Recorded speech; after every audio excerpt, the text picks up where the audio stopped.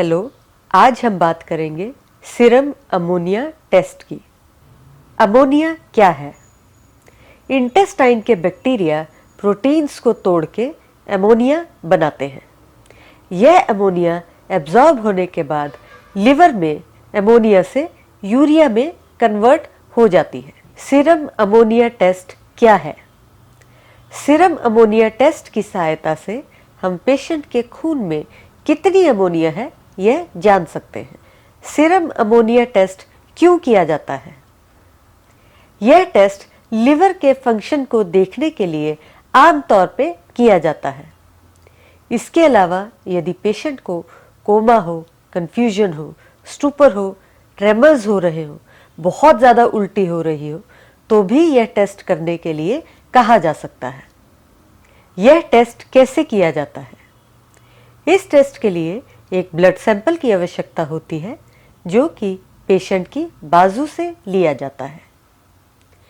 क्या इस टेस्ट से पहले कोई खास प्रिकॉशन लेने की ज़रूरत होती है?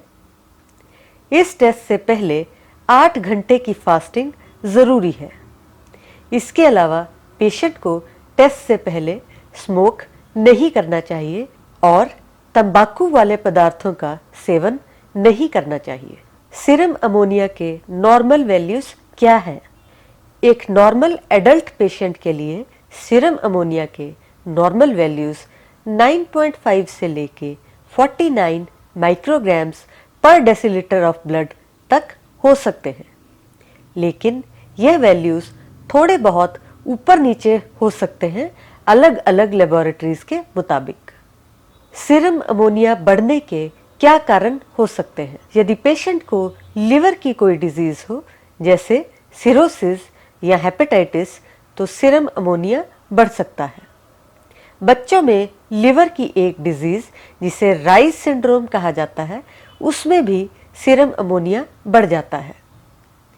इसके अलावा हार्ट डिजीज़ में भी सीरम अमोनिया बढ़ सकता है।